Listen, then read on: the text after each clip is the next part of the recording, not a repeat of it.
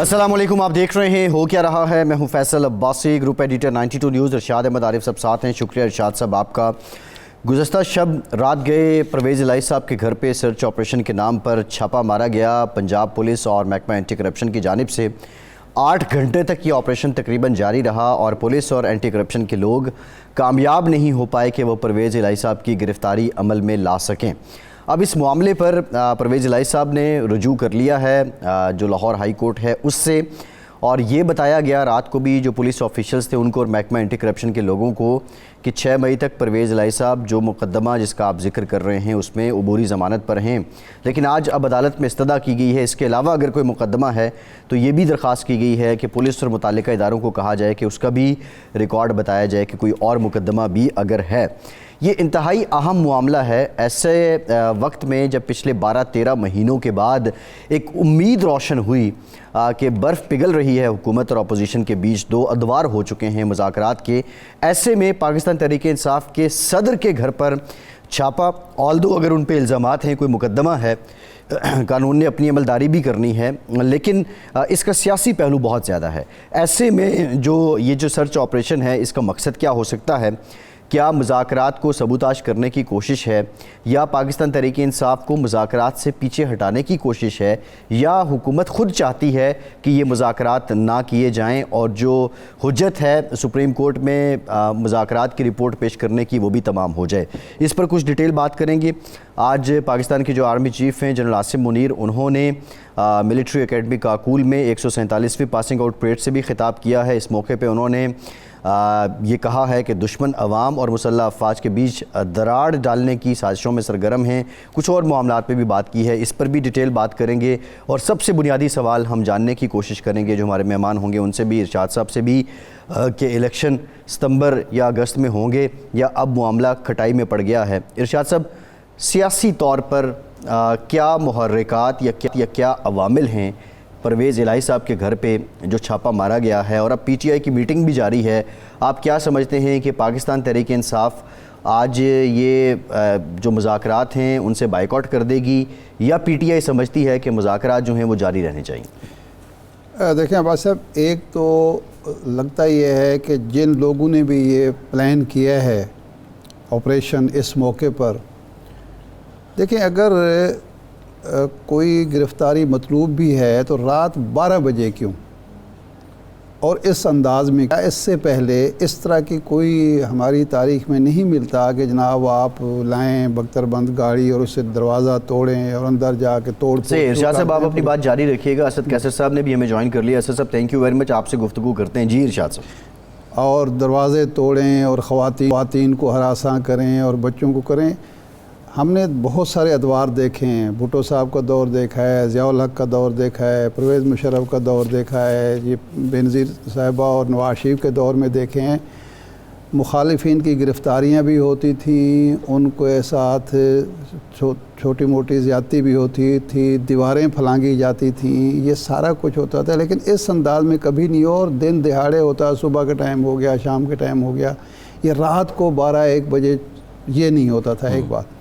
और इस मौके पर जब आप मुज़ाकरात कर रहे हैं, इस कार्रवाई का वाज़े मतलब है या तो हुकूमत के अंदर 2 ग्रुप हैं, एक मुज़ाकरात चाहता है, दूसरा मुज़ाकरात को नहीं चाहता। वो फ़ज़ा जो मुज़ाकरात के लिए साज़गार होनी चाहिए उसको ख़राब करना चाहता है। एक बात। दूसरा, कोई तीसरा फ़रीक है, हुकूमत और अपोजिशन को नहीं देखना, बैठ कर देखना चाहता नहीं है, ये एक दूसरी पॉसिबिलिटी है। तीसरी ये है कि ख़ुद हुकूमत ही ये काम हो, जो लोग ये मुज़ाकरात कर रहे हैं, ये एक बदगुमानी की जा सकती है, वही ये चाहते हैं कि मुज़ाकरात का अमल तो हमने शुरू कर दिया है और ये फेस सेविंग है, और हम सुरखरू हो जाएं अदालत उज़्मा के सामने भी, अवाम के सामने भी, कि जी हम तो मुज़ाकरात करना चाहते हैं, लेकिन तहरीक इंसाफ को दौड़ा दिया जाए जी, उसको मजबूर कर दिया जाए कि वो इस एक्शन के बहाने मुज़ाकरात से पीछे हट जाए। हम कहें देखें जी मुज़ाकरात तो हम करना चाह रहे थे। इसके अलावा कोई मकसद नहीं नज़र आता। लेकिन जो भी इनमें से किसी का मकसद है, پاکستان کے ساتھ زیادتی ہو رہی ہے. جی ایک نئی روایات اس ملک میں قائم ہو رہی ہیں کہ حکومت اور پولیس اور سرکاری مشینری جو ہے وہ جا کے لوگوں کے دروازے توڑ رہی ہے, لے جا کے کرینے لے جا کے بختر بند گاڑیوں کے ذریعے. اس طرح پہلے کبھی نہیں ہوا کہ دروازے اس طرح سے باہر کے توڑے جائیں, اور اس کے بعد خواتین کو اور بچوں کو اور گھر کے سارے جو ہے تہس نہس کر کے توڑ پھوڑ کی جائے, نقصان پہنچانا, ایسے لگے کہ انتقام لیا جا رہا ہے. ایک تو یہ کچھ ہو رہا ہے, زمان پارک میں بھی یہی ہوا, یہاں بھی یہ ہوا. اور دوسرا یہ ہو رہا ہے کہ یہ جو دو سیاسی اپوزیشن اور حکومت ہیں یہ کوئی ایک دوسرے کے سیاسی مخالفین نہیں ہیں, یہ قبائلی دشمنی ہے جس میں مقصد گرفتاری نہیں ہے, اس کی تذلیل ہے اس کے خاندان کی, ان لوگوں کی سبق سکھانا مقصود. قبائلی دشمنی میں بھی ایسے نہیں ہوتا, عورتوں کو نہیں لایا جاتا. قبائلی دشمنی میں بھی کچھ نہ. اور اس کا ایک افسوسناک پہلو یہ ہے کہ یہی گھر چودھری شجاعت صاحب کی بھی ہے, یہی گھر صالح حسین اور ان کے بھائی کا بھی ہے. انہوں نے کہا اپنوں نے بڑا ظلم کیا ہے, جو سالی جو پرویز الہی صاحب کی سالی ہیں اور میری پھپھی بھی ہیں, انہوں نے کہا کہ پرویز الہی صاحب ان کے گھر یعنی چودھری صالح کے اگر اس نے کہے بھی آپ کا فرض یہ تھا کہ پرویز الہی صاحب اپنے گھر میں بھی ہوں, آپ کا فرض یہ تھا کہ آپ ان سے پوچھتے ہیں کہ بھی آپ کے پاس کوئی وارنٹ ہے, آپ کا رشتہ تو برقرار ہے نا, سیاسی مخالفت بھی ہو. یعنی وہ جو روایات تھیں چودھری گھرانے کی, جو وزاداری کی بات کی جاتی تھی لوگوں کے ساتھ, یعنی ایک وقت ہم نے یہ دیکھا ہے کہ جب مخالفت ہو گئی تھی نواز شریف صاحب کی اور شجاعت صاحب کی, اور نواز شریف صاحب چودھری شجاعت صاحب کو پارٹی سے نکالنا چاہتے تھے اور بعد میں نکال بھی دیا. ایک دن پتہ چلا نواز شریف صاحب جیل میں تھے, پرویز مشرف کا دور تھا, رات کو پتہ چلا کہ ریڈ کرنا ہے کلثوم نواز صاحب کی گرفتاری کے لیے جاتی عمرہ میں یا ماڈل ٹاؤن میں, وہ جہاں بھی اس وقت موجود تھے. تو وہ فیملی جو تھی کلثوم نواز صاحبہ اور ان کے بچے اور باقی جو لوگ بھی موجود تھے, وہ مجید نظامی صاحب کے گھر آ گئے کہ ہمیں یہ پتہ چلا ہے, پولیس نے اطلاع دی ہے کہ ہم ریڈ کرنے لگے ہیں, تو ہم ادھر آ گئے ہیں.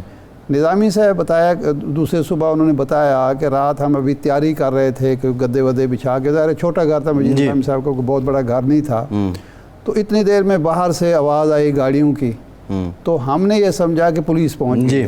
وہ چودھری شجاعت صاحب وہ باہر نکلے تو پتہ چلا چودھری شجاعت صاحب ہیں, اور وہ لے کے آ گئے ہیں, اور انہوں نے کہا کہ جی یہ نہیں ہو سکتا, آپ چلیں میرے گھر. ایک سیکنڈ, میں دیکھتا ہوں کہ کون سی پولیس, یہ پرویز مشرف کا دور ہے, ایک فوجی ڈکٹیٹر کا دور ہے, کون سی پولیس ہے جو آ کے میرے گھر میں ریڈ کرتی ہے, اور اگر یہ گرفتاری ہوگی تو میرے گھر سے ہوگی. آج ان کے بھائی پرویز الہی کے گھر ریڈ ہو رہا ہے, اور پرویز الہی شجاعت صاحب کے صاحبزادے یہ کہہ رہے ہیں پولیس کو روکنے کی بجائے کہ ہمارے ریسٹ از دی ہسٹری, اب ریسٹ از دی پریزنٹ. لیکن سوال یہ بھی ہے کہ اب یہ سیاست اس حد تک ہو چکی ہے کہ یہ ایک مثالی گھر جو تھا اس میں اتنی تفریق ہے کہ اتنی قدورتیں اور نفرت بڑھ چکی ہے کہ اب ایک دوسرے کا دفاع بھی نہیں ہو رہا. اسد قیصر صاحب, حضور پرویز الہی صاحب کے گھر جو سرچ آپریشن ہوا ہے, آپ کی جماعت اس کے عوامل کیا سمجھتی ہے, اور کیا حکومت آپ کو مذاکرات سے بھگانا چاہتی ہے, اور آج جو آپ کی مرکزی قیادت کی میٹنگ ہے آپ اس میں شریک تھے, کوئی فیصلہ ہو پایا ہے کیا؟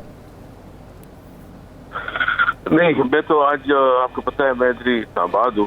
میں گزشتہ ایک دن سے طبیعت تھوڑی ناساز تھی, اس وجہ سے میں ادھر بیڈ پہ ہوں, تو انشاءاللہ کل تک صحت ہو جاؤں گا اور لاہور جائیں گے.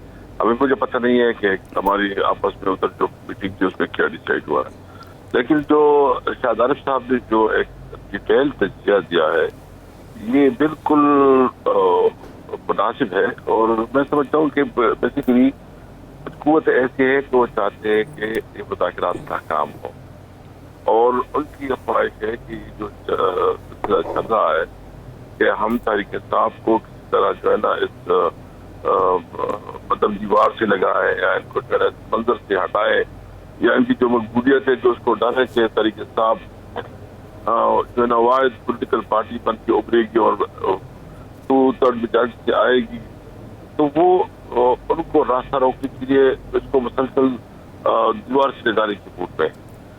جبکہ اپوزیشن میں بھی گورنمنٹ میں بھی کہنا کچھ ایلیمنٹس ایسے ہیں جو اس سے خوش نہیں ہیں. تو بہرحال ہم نے تو ہمارا تو بالکل جائز مطالبہ ہے. ہم صرف سمجھتے ہیں کہ ہمیں الیکشن تک جانا ہے. ہمارا تو کوئی مطالبہ نہیں ہے. ہم تو کہتے ہیں کہ الیکشن ہو, فری اینڈ فیئر ہو, سب کو لیول پہ سیٹ ملے اور جو عوام پہ چلا کرے اس کا احترام کیا جائے. بہرحال ابھی ہماری چونکہ اس پر مشاورت ہو رہی ہے, ہو گئی ہے اور مجھے اسد قیصر صاحب, آپ کی ذاتی رائے کیا ہے کہ اب مذاکرات جاری رہنے چاہیے یا آپ کو مذاکرات سے الگ ہو جانا چاہیے کیونکہ حکومت کی نیت درست نہیں لگتی؟ میں سمجھتا ہوں کہ ہمیں اس وقت بہت حکمت اور سمجھ سے جو ہے نا کام لینا چاہیے اور ایک چیز کو کیلکولیٹڈ ہو کے دیکھنا پڑے گا. اچھا, مطلب یہ ہے کہ یہ نہیں ہو سکتا کہ ہم کوئی جذباتی ڈیسیزن لیں. اچھا, جو بھی ہو وہ تھارولی ڈسکس ہو, پراپر کیلکولیشن ہو جی اور اس کے بعد کوئی ڈیسیجن ہو. اور ہماری پارٹی کے اندر بہت کافی اوپینین یہ ہے اس وقت جی کہ ہمیں کوئی جذباتی رسپانس نہیں کرنا چاہیے. اس واقعے کی جتنی مذمت کرے وہ کم ہے. یعنی چودھری پرویز الہی جو آپ نے پورا تبصرہ کیا کہ مزادار لوگ ہیں, یہ ڈلیوری نہیں کرتے اور ان کی جو خواتین کے ساتھ جو بدسلوکی کی گئی, ملک میں تو کوئی قانون و آئین نہ رہا. ملک میں تو یہ بالکل واضح ہو گیا کہ ملک بنانا ریپبلک ہے. ملک میں تو یہ یعنی جو کیئر ٹیکر ہے ابھی کس قانون کے تحت منسٹر بیٹھا ہوا ہے, یہ آرڈر دے رہا ہے. یعنی یہ تو ختم ہو گیا آئین. یہ تو کہہ رہے ہیں نا کہ 14 کو وہ کریں گے. صحیح کیئر ٹیکر گورنمنٹ رہن کی دیر سے آگے جا نہیں سکتی. جب جا نہیں سکتی تو قانون ختم ہو گیا. اور ارشاد صاحب جو آپ نے کہا جو کر رہے ہیں نا, یعنی اپنی ذاتی انا, اپنی ایگو کی سیٹسفیکشن کے لیے یا ذاتی مفاد کے لیے, وہ اس ملک کے ساتھ بہت بڑی غداری کر رہے ہیں. وہ اس ملک کو جو اس لیول پہ لے کے پہنچا رہے ہیں کہ ملک جو ہے نا یہ خدا نخواستہ کوئی سوڈان بن جائے, کوئی سری لنکا بن جائے, کوئی طرح کی سچویشن بن جائے کہ لوگ جو ہے نا مطلب ہم ہر صورت میں ایک ذمہ دار شہری کی طور پر اپنا کردار ادا کرنا چاہتے ہیں. اچھا اسد قیصر صاحب, آپ کی رائے یہ ہے کہ مذاکرات میں پھر بھی جانا چاہیے اور حکمت اور تدبیر سے کام لینا چاہیے, بجا منگل کے دن مذاکرات پھر ناکامی کا شکار ہوتے ہیں. حکومت کہتی ہے جی ہم تو اکتوبر سے پیچھے نہیں آ سکتے یا میکسیمم ہم چاہتے ہیں کہ بجٹ ہم پیش کریں, بجٹ کے بعد یہ ہوگا. ایک لحاظ سے یہ 14 مئی کا دن بھی گزر جائے اور آگے بھی جون تک لے جایا جائے. اس صورت میں مذاکرات کی ناکامی کی صورت میں آپ کا لائحہ عمل کیا ہوگا؟ آپ نے کیا سوچا ہے؟ پارٹی کی سطح پر کیا سوچ بچار ہوئی ہے؟ دیکھیے حکومت تو بیسیکلی صرف ایک انگیجمنٹ چاہتی ہے اور وہ بھی ٹائم پاس کرنا چاہتی ہے. ہمیں پتہ ہے کہ اس کے اندر سنجیدگی نہیں ہے, لیکن کوئی ایسا تاثر نہ ملے کہ ہم نے سمجھ کیا, لوگوں نے دیکھ لیا کہ ادھر یہ کیا کر رہے ہیں. اس کے بعد تو دیکھیں ہم تو اس ملک کی آئین کی خاطر جو ہے نا ہر حد تک جائیں گے. جب ہمیں اور ہم سپریم کورٹ کے پیچھے کھڑے ہوں گے, اس کی سپورٹ پہ کھڑے ہوں گے.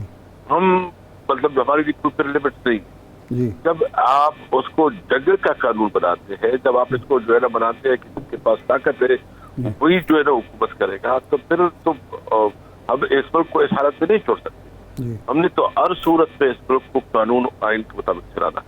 تو اس کے لیے ہم نے پورا سوچا ہوا ہے. ہم لیگل فریٹرنیٹی کے ساتھ بھی انگیج ہیں, سول سوسائٹی کے ساتھ بھی ہے, اور آپ کی جو میڈیا کے لوگ ہیں ہم آپ سے بھی ریکویسٹ کریں گے کہ آپ بھی اپنا رول, کیونکہ ہم سب کا پاکستان ہے, اور ساتھ جو ہے نا یہ مذکور لیبر اسٹوڈنٹس تمام طبقوں کو اپروچ کریں گے اور ایک بھرپور طریقے سے جو ہے نا تاریخ کا آغاز کریں گے.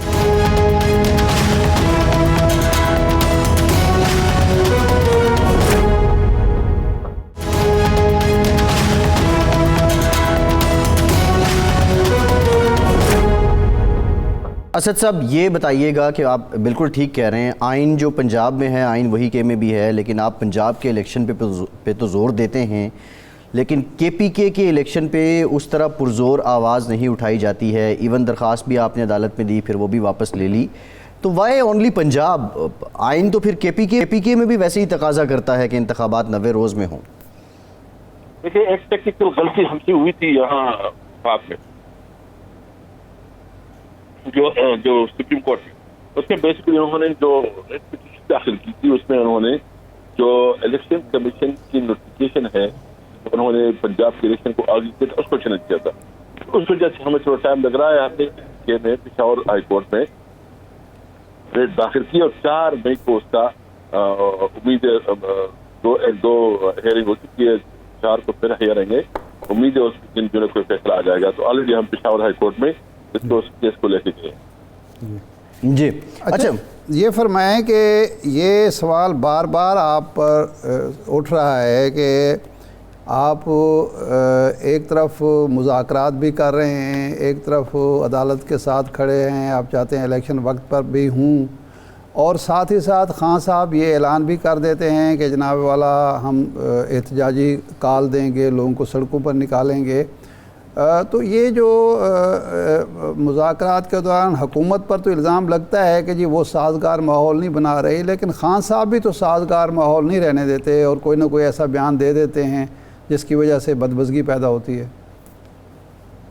دیکھیے یہ جب اس قسم کا ماحول بناتے ہیں نا، اس پر تو رسپانس نہیں. آج جو چودھری پرویز الہی کے گھر پہ جو کل رات ہوا ہے، اس کے بعد کیا ہم رسپانس بھی نہیں کریں گے؟ کیا اس کے اوپر ہم بات بھی نہیں کریں گے؟ کیا اس کے اوپر احتجاج بھی نہیں کریں گے؟ اور ماحول جب تلخی پیدا کرتے ہیں آپ تو ڈیفینیٹلی اس کا رسپانس تو آئے. لیکن میں اس لیے آپ کو کہتا ہوں کہ میں زیادہ کمنٹ نہیں کر سکتا کہ مجھے اس وقت سچویشن نہیں معلوم کہ ان کے اوپر جو ہماری میٹنگ تھی اس میں کیا فائنل ہوا ہے. اگر آپ جی میں نہیں دیتا. صحیح ہے. اچھا اسد صاحب ایک اور معاملہ ہے. آج ایک اور مبینہ آڈیو ٹیپ سامنے آئی ہے. ثاقب نثار صاحب سابق چیف جسٹس آف پاکستان، ان کے صاحبزادے نجم ثاقب صاحب، اور وہ پی پی 137 سے جو امیدوار ہیں چدر صاحب، ان سے بات کر رہے ہیں. پھر وہ ایک اور صاحب سے بات کر رہے ہیں. اب یہ ہم سمجھتے ہیں کہ پی ٹی آئی کا ٹکٹ جو ہے وہ بڑا ہاٹ ٹکٹ ہے ان حالات میں، لیکن یہ بھاؤ تاؤ کرنا اور ایک سابق چیف جسٹس کا صاحبزادہ بیوپار کر رہا ہے آپ کی پارٹی کے ٹکٹ کے نام پر، کیا جو اعلیٰ قیادت ہے اس کو اس بات کی خبر نہیں ہے؟ نیشنل لیول پہ کچھ اور لوگ آپ کو چونا لگا رہے ہیں؟ میرے خیال مجھے تو اس کے اوپر پورا شک ہے کہ صرف جو ہے نا، آپ کو پتا ہے کہ آج کل جس طرح ہوتی ہیں اور جو چیزیں نکلتی ہیں اس میں کوئی حقیقت نہیں ہوتی. اور یہ تو ہر ایک کی آپ کی آواز اور شاید عارف صاحب کی آواز ہوگی اور آپ کی بات مارکیٹ میں آ جائے گی، آپ کو خبر بھی نہیں ہوگا. ٹیکنالوجی اتنا ترقی کر چکا ہے تو یہ جتنے مختلف آڈیو ٹیپ آ رہے ہیں اس کے اوپر جو ہے نا کوئی توجہ بھی نہیں دے رہا اور ہم اس کو ابھی سیریس بھی نہیں لے رہے، کیونکہ یہ جو ہے نا صرف ایک الیکشن کیمپین کا اور ڈس انفارمیشن سیل کا جو ہے نا حکومت کا ایک کردار حصہ ہے. تو ہمیں پتہ ہے اور پورے عوام ابھی سمجھتی ہے کہ ایک طرح بازی ہو رہی ہے. تو ہماری پارٹی کے اندر تو کسی بھی صورت میں ان لوگوں کا کوئی نہ انفلوئنس ہے نہ کسی کی سفارش کو جو ہے اس طرح وہ ویٹنگ دی جاتی ہے. اس کے لیے ایک پراپر میکینزم ہے. اس میں ہم نے جو کے پی کے میں کیا آڈر بھی کیا ہے، ڈسٹرکٹ تنظیموں نے 3 نام دی، پھر صوبوں کو نام دی گئے. اس میں جو ہے شارٹ لسٹنگ ہوئی، وہ شارٹ لسٹنگ خان صاحب کے پاس ہے. خان صاحب نے پھر بھی اس میں کوائریز کی، پھر خود انٹرویو کرتے ہیں. تو ایک بہت لمبا پروسیس ہے، یہ پاسبل نہیں ہے. میں اس کو جو ہے نا نہیں مانتا. اچھا آپ نے پنجاب میں ٹکٹ جاری کر دیے، ایک جو 10 لوگ 8 لوگ ایک حلقے کے تھے ان میں سے ایک ظاہر ایک کو ٹکٹ ملنا تھا، مل گیا. اب آپ اگر خدا نہ خواستہ مذاکرات کامیاب نہیں ہوتے، آپ کو تحریک کی طرف جانا پڑتا ہے، تو اب آپ نہیں سمجھتے کہ وہ آدمی جو ٹکٹ ہولڈر ہے وہی صرف آپ کے ساتھ کھڑا ہوگا اور اس کے کارکن ہی تحریک میں آپ کا ساتھ دیں گے؟ باقی جو ناراض گروپ ہیں ان کو آپ نے الگ کر دیے اگر ممکن ہے تحریک جو ہے، اور آپ کے لیے کمزوری کا باعث نہیں بنے گی یہ ٹکٹوں کی تقسیم؟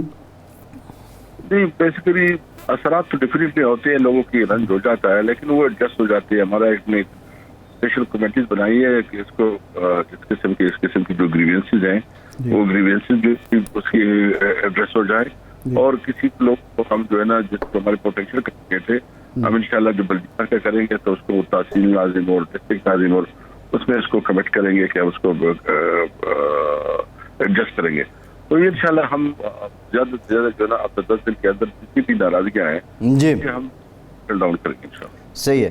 اگر حکومت نہیں مانتی کسی صورت میں بھی قبل از وقت الیکشن، تو پھر 8 اکتوبر کے لیے آپ ذہنی طور پر تیار ہیں کہ جی 8 اکتوبر کو ہی ہو جائیں؟ نہیں، بالکل نہیں، کسی بھی صورت میں نہیں. اس کا مطلب یہ پھر یہ منمانی کریں گے اور منمانی تو نہیں ہوگی، بالکل نہیں. صحیح. अच्छा असद कैसर साहब, खान साहब ने रात भी जो ट्वीट किया परवेज़ इलाही साहब के घर जो सर्च ऑपरेशन था या छापा था उसकी मजम्मत करते हुए लंदन प्लान का उन्होंने जिक्र किया, वो बारहा जिक्र करते हैं। ये लंदन प्लान क्या है, ये इसके अवामिल क्या हैं, ज़रा कुछ अवाम को तो बताइए।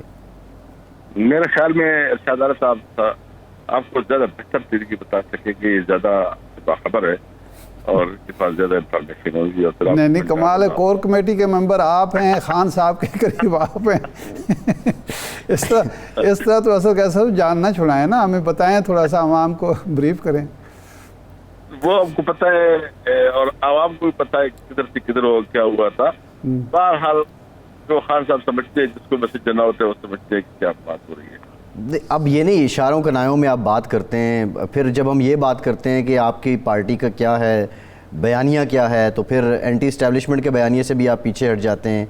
मतलब है क्या ये लंदन प्लान, क्या है आपकी पार्टी का बयानिया क्या है? वैसे ये कुछ समझ नहीं आ रही हमें। देखिए, हमारी पार्टी का बयानिया बिल्कुल वाज़ेह है। हम चाहते हैं कि मुल्क में तमाम इदारे कानून के मुताबिक करें, आइन के मुताबिक करें। जो जिसका पेरीमीटर है, एस्टेब्लिशमेंट है, उसका जो उसका दायरा अख्तियार है उससे बाहर ना निकले। जो जुडिशरी का है, जो पार्लियामेंट का है, जितने इदारे हैं वो आइन के तहत उसका जो उसको जो तफवीज़ किया हुआ इख्तियारात है उसके अंदर काम करें। हम बस सिर्फ ये चाहते हैं कि तमाम इदारे अपने अपनी जुरिडिक्शन में काम करें। जी ठीक, बहुत शुक्रिया असद कैसर साहब, स्पीकर कौमी असम्बली हमारे साथ मौजूद थे। एक ब्रेक लेते हैं और ब्रेक के बाद इन्हीं मामलात पे और हालात पे बात करेंगे और ये आपको बताने की कोशिश करेंगे कि अब ये जो पिक्चर अनफोल्ड होगी अगले 4-5 हफ्तों में वो क्या होगी, इलेक्शन हो रहे हैं या नहीं हो रहे हैं। हमारे साथ रहिए।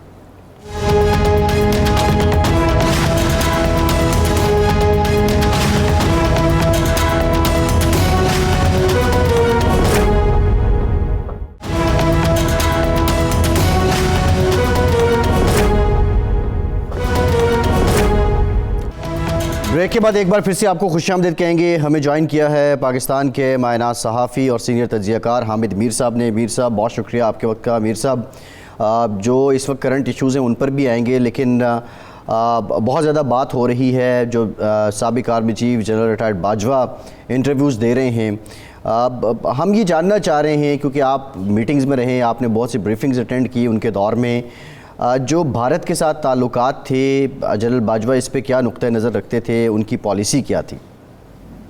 देखिए, इस पे तो मैं बात कर चुका हूँ, काफ़ी तफसील से बात कर चुका हूँ। बात यह है कि हम पाकिस्तान और भारत के दोस्ताना ताल्लुकात के तो ख़िलाफ़ नहीं हैं, लेकिन मसला ये है कि जनरल बाजवा साहब ने आर्मी चीफ बनने के बाद जब भारत के साथ बैकडोर डिप्लोमेसी शुरू की तो उसके बाद वो कोशिश करते थे कि मीडिया के जो लोग हैं जिनके बारे में उनका ख्याल था कि वो ओपिनियन मेकर्स हैं, वो उनको ऑन बोर्ड करें और उनसे भी सपोर्ट करवाएं अपने इनिशिएटिव की।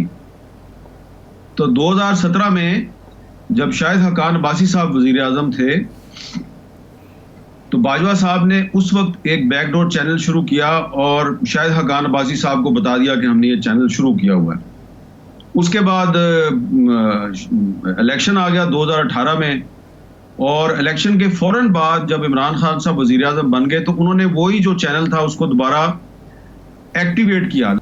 और फिर आपको पता है कि उसके बाद बहुत से वाक़यात तेज़ी के साथ रूनुमा हुए। तो उस ज़माने में बाजवा साहब जो हैं वो कभी 3 बंदों का ग्रुप, कभी 5 बंदों का ग्रुप, वो ये मीटिंग करते थे, छोटे ग्रुप के साथ मीटिंग करते थे वो आर्मी हाउस में, और GHQ में भी उन्होंने 2-3 मीटिंग्स की। इसके अलावा उन्होंने जो ISPR है वहाँ पे भी 2-3 मीटिंग्स की जी। तो इन मीटिंग्स में वो ये अपना जो उनका जो नुक्ता नज़र था वो ये था जी कि इस वक्त पाकिस्तान के बहुत से मुआशी मसाइल हैं, बड़े इक़्तिसादी प्रॉब्लम हैं, तो हमें भारत के साथ दोस्ती करनी चाहिए। तो दोस्ती के तो हम मुखालिफ नहीं हैं, लेकिन जो वाइब्रेशंस जो हैं वो मकबूजा जम्मू कश्मीर से आती थी वो नेगेटिव होती थी। ऐसा लगता था कि उनको बहुत जल्दी है। मिसाल के तौर पे मुझे याद है कि 5 अगस्त 2019 को जो इंडिया ने 370 सस्पेंड किया था, तो उससे पहले मैंने उनको वाज़ेह तौर पे कहा था कि ये जो आपने एक बैकडोर चैनल खोला हुआ है तो इसका बारे में किसी को कुछ पता नहीं है कि आप क्या बातें कर रहे हैं, तो ये आपके साथ बिट्रे भी हो सकता है, वो आपको बिट्रे भी कर सकते हैं। اور پھر اس کے بعد پھر یہ بات چلتی رہی اور پھر باجوہ صاحب جو ہیں وہ بہت تیز چلنا چاہ رہے تھے. تو اس میں فورن آفس بھی آن بورڈ نہیں تھا. اور دوسری بات یہ ہے کہ جس بریفنگ کا ذکر کیا ہے پچھلے دنوں میں نے اور نسیم زہرا نے, تو اس میں بھی ان کو یہ کہا گیا تھا کہ یہ جو آپ کہہ رہے ہیں جی کہ بڑے مسائل ہیں, تو ہم نے تو پاکستان ایئر فورس نے اور پاکستان آرمی نے تو جو انڈیا نے جو حملہ کیا ہے پاکستان پہ 2019 میں جو حملہ کیا تھا اور بالا کوٹ میں بمباری کی تھی, پھر ہم نے ان کا پائلٹ گرفتار کر لیا, تو ہم نے کہا ہم تو مقابلہ کر سکتے ہیں. لیکن وہ باجوہ صاحب جو ہے نا وہ اپنا ان کا ایک اسٹیٹ آف مائنڈ تھا. تو اب جو پاکستان کے وزیر اعظم شہباز شریف صاحب نے اور آرمی چیف عاصم منیر صاحب نے جو گفتگو کی ہے, تو وہ گفتگو جو ہے وہ بالکل ڈفرینٹ ہے. باجوہ صاحب کی گفتگو بالکل ڈفرینٹ تھی, لیکن میرا خیال ہے کہ باجوہ صاحب پرویز مشرف کے نقشہ قدم پہ چل رہے تھے. جو بریک تھرو مشرف صاحب سے نہیں ہو سکا وہ باجوہ صاحب کرنا چاہ رہے تھے. لیکن باجوہ صاحب کو چاہیے تھا کہ وہ پارلیمنٹ کو اعتماد میں لیتے اور پاکستانی عوام کو اعتماد میں لیتے, کیونکہ پاکستان جو ہے یہ پاکستانی عوام کا ہے. جی اچھا میر صاحب سوری, اچھا یہ جو جس ڈسکشن کا اور بریفنگ کا حوالہ آپ نے نسیم زہرا کے ساتھ انٹرویو میں دیا, اس میں یہ وہ باجوہ صاحب یہ چاہتے تھے کہ 5 اگست اپنی جگہ پہ یا اس کو بیک برنر پہ رکھیں اور ہم تجارت اور تعلقات کی طرف جائیں, تاکہ ایک تو نسل کشی بند کروا سکتے ہیں اگر کشمیریوں کی بند کروا لیں, اگر وہ ڈیموگرافک چینج جو کرنا چاہتا ہے اس کو نہ ہونے دیں, اور ہمیں وقفہ ملے امن کا تاکہ ہم معاشی صورتحال بہتر کر سکیں اپنی, جس کا آپ نے حوالہ دیا. تو یہ ان کی اپنی ایک برین چائلڈ تھا, یا وہ پرویز مشرف کے نقش قدم پر چل رہے تھے, یا اس کا کوئی اور مقصد بھی تھا کہ انڈیا کو خوش کر کے کسی اور کو خوش کرنا چاہتے تھے؟ دیکھیں مجھے اس کا نہیں پتا, لیکن مجھے یہ پتا ہے کہ جب وہ پہلی ایکسٹینشن قریب تھی ان کی, جی, اس پہلی ایکسٹینشن سے کافی مہینے پہلے انہوں نے یہ کام شروع کر دیا تھا. اور میں اکیلا نہیں تھا, بہت سے لوگوں نے ان کو 5 اگست 2019 سے پہلے وارن کیا تھا. دیکھیں نا, اب ایک سوال یہ پیدا ہوتا ہے کہ وہ بار بار ہمارے سے بات کیوں کرتے تھے. ان کا یہ خیال تھا کہ جی ہم اوپینین میکرز ہیں, اور اس میں ان دنوں میں ایک تجویز تھی کہ جی مجھے کہا گیا کہ آپ انڈیا جائیں, آپ وہاں کے کچھ لوگوں کا انٹرویو کریں, انڈین جرنلسٹ پاکستان آئیں, وہ یہاں پہ انٹرویو کریں. میں آپ کو ایک اور بھی بات بتا دیتا ہوں, یہ جب کرتارپور کوریڈور کا افتتاح ہونا تھا, تو 25-30 انڈین جرنلسٹوں کو پاکستان بلایا گیا. بظاہر تو وہ کرتارپور کوریڈور کی افتتاحی تقریب کور کرنے آئے تھے, لیکن ان سب کو خاموشی سے GHQ لے جایا گیا. وہاں پہ ان کو ایک ایسے ہی ملتی جلتی بریفنگ دی گئی, اور کہا یہ گیا جی کہ آپ یہ بالکل آف دی ریکارڈ گفتگو ہو رہی ہے, اور نہ اس کو آپ نے کہیں کوٹ کرنا ہے, اور نہ ہی ہم اس کو لیک کریں گے.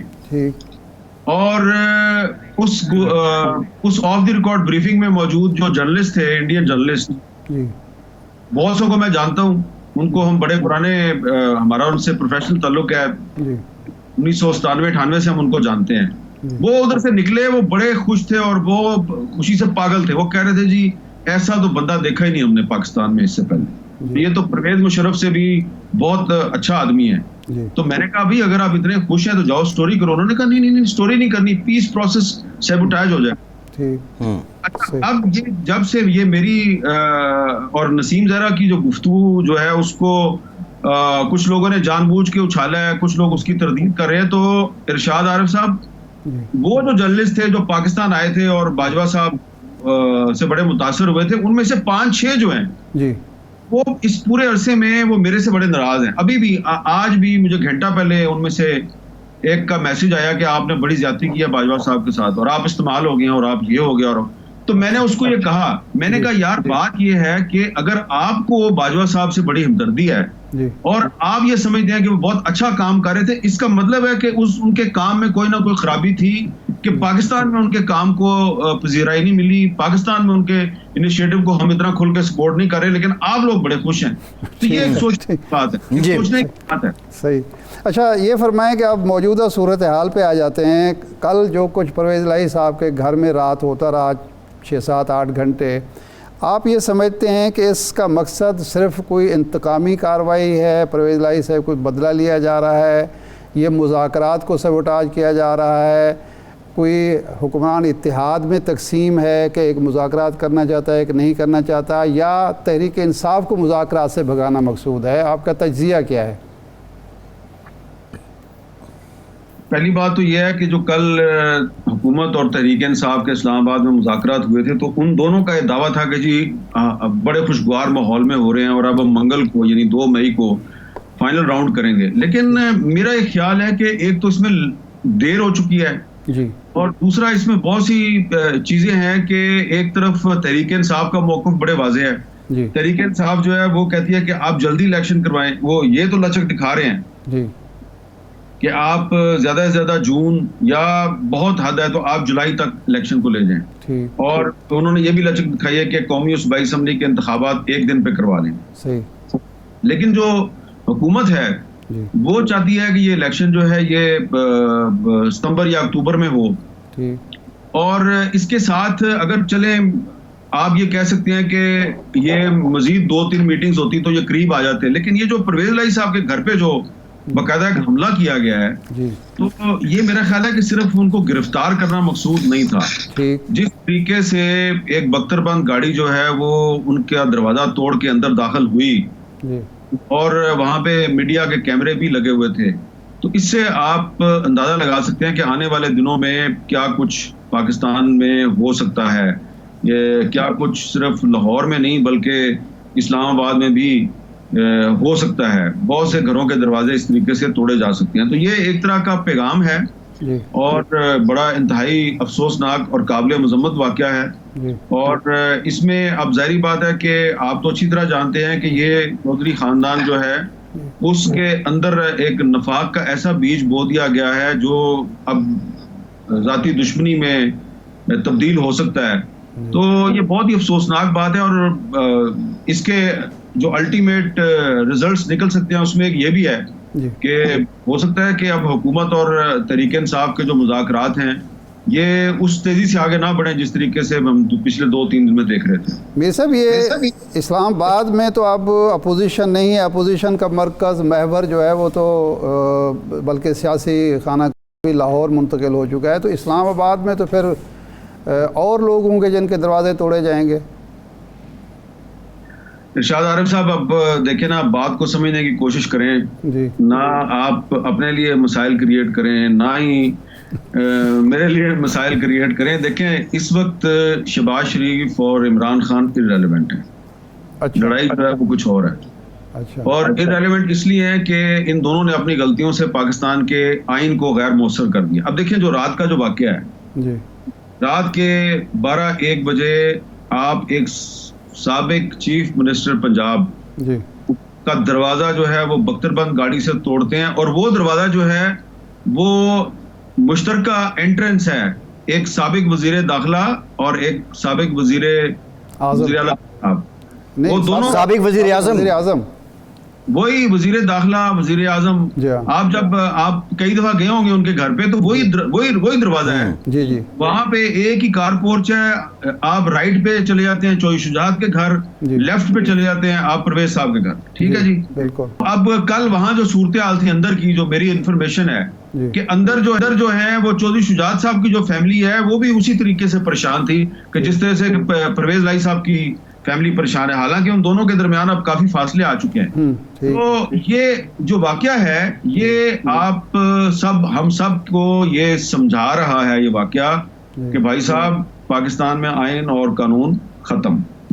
تو اب یہ جو ہے وہ بیٹھے گی سپریم کورٹ کا 3 ممبر بینچ 8 ممبر بینچ تحریک انصاف حکومت مذاکرات کریں گے تو وہ جو بھی جا کے بتائیں گے سپریم کورٹ کو تو سپریم کورٹ کیسے عمل درآمد کروائے گی جب صورتحال یہ ہو گئی ہے پاکستان میں. صحیح. یہ جو ری امیجنگ پاکستان ایک نیا نظر آ رہا ہے اور وہ کہہ بھی یہی رہے ہیں کہ جی سارے سیاستدان ناکام ہو گئے ہیں، ہم بھی ناکام تم بھی ناکام. یہ بھی کوئی تھرڈ فورس کا آئیڈیا ہے یا صرف پریشر گروپ ہے؟ دیکھیں مجھے اس کا نہیں پتا لیکن اس میں جو ایک بندہ ہے اس کو میں بڑا جانتا ہوں مصطفیٰ نواز کھوکھر. جی.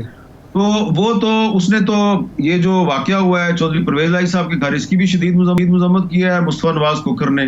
جی اور پیپلز پارٹی کے ساتھ جو اس کا اختلاف تھا اس کی بھی وجہ یہی تھی کہ مصطفیٰ نواز کھوکھر کا یہ خیال تھا کہ پیپلز پارٹی کو عوامی سیاست کرنی چاہیے اور جو غیر سیاسی قوتیں ہیں ان کے ساتھ مل کے جوڑ توڑ کی سیاست نہیں کرنی چاہیے.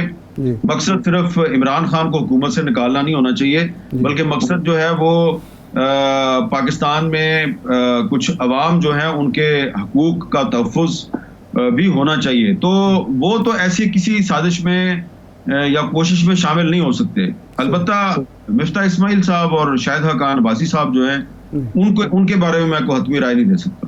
اچھا، اب آپ ایک سینئر جرنلسٹ کے طور پر، اینکر کے طور پر اسلام آباد میں بیٹھے ہوئے کیا فورسین کر رہے ہیں کہ کیا اب سیاسی قوتیں جو ہیں وہ کوئی فیصلہ کرنے کی پوزیشن میں ہیں، جمہوریت کی گاڑی کو آگے بڑھانے کی پوزیشن میں ہیں، یا وہ واقعتاً ریلیونٹ ہو رہی ہیں؟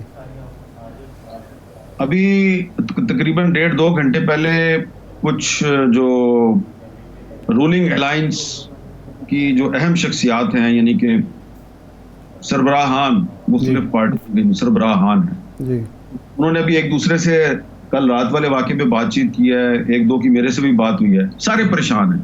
حامد میر صاحب بہت شکریہ آپ کے وقت کا، آپ ہمارے ساتھ موجود تھے. ایک بریک لیتے ہیں، بریک کے بعد بات کریں گے. ہمارے ساتھ رہیے.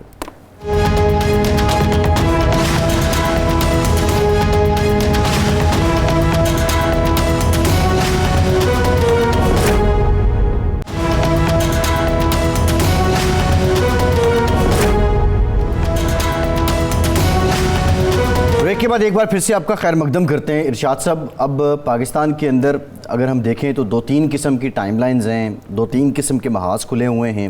ایک محاذ سیاسی عدم استحکام، دوسرا محاذ جو ہے وہ آئینی بحران، تیسرا امپورٹنٹ ترین محاذ ہے معاشی بحران. اور معاشی بحران سب سے زیادہ متاثر کرتا ہے عام لوگوں کو.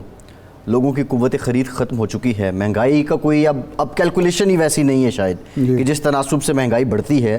اور سونے پہ سہاگا یہ ہے کہ کوئی گورننس بھی نہیں ہے. اگر یہ چائے کا کپ ہے تو ایک جگہ یہ 10 روپے کا بک رہا ہے تو دوسرا 15 کا بیچے گا، اس کو کوئی پوچھنے والا نہیں ہے. تیسرا 20 کا بیچ دے، کوئی پوچھنے والا نہیں ہے.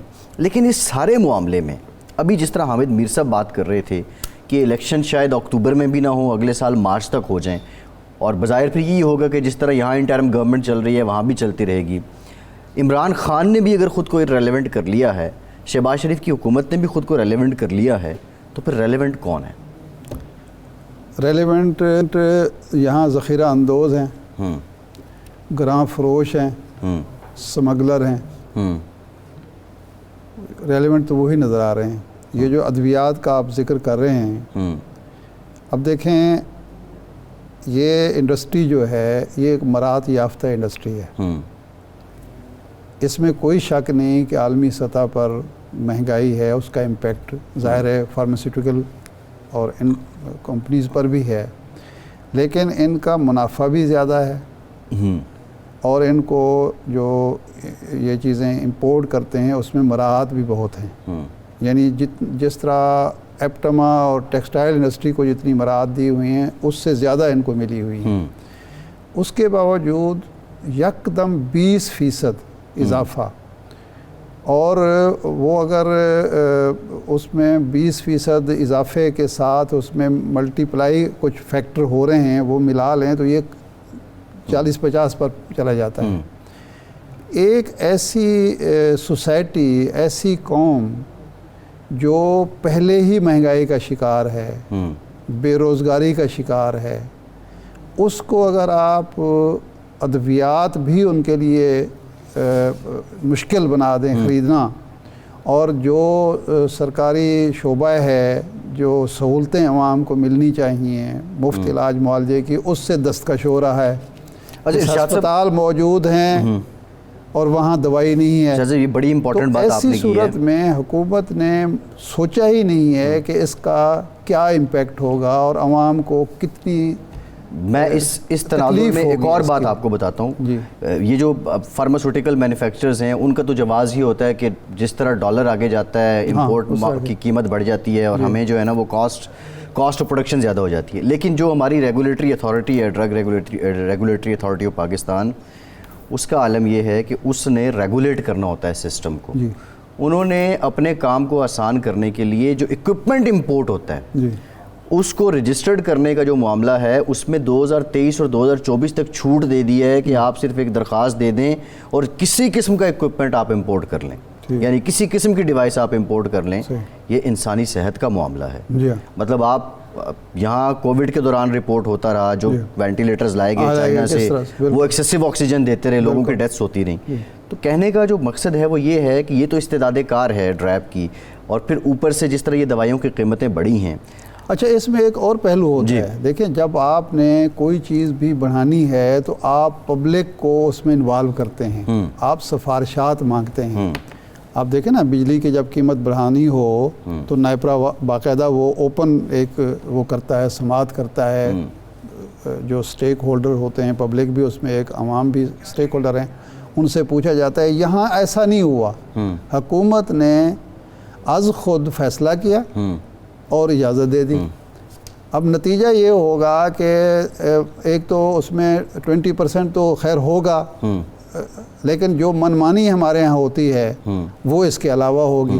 بالکل ٹھیک ہے. اور عوام کی مشکلات مزید بڑھ جائیں گی. حکومت کو ارشاد صاحب مینیج کرنا ہوگا، یہ جو دوائی بنانے والے ہیں ان کو بھی مینیج کرنا ہوگا. اگر ان کے شکوے ہیں خام مال بڑھ گیا ہے تو حکومت کو ڈالر نیچے لائے نا، کارکردگی بہتر کرے. یہ بہت ریلیونٹ بات ہے. ارشاد صاحب پروگرام کا ٹائم ختم ہو، شکریہ آپ کا. آج کے پروگرام سے اتنی اجازت دیجیے.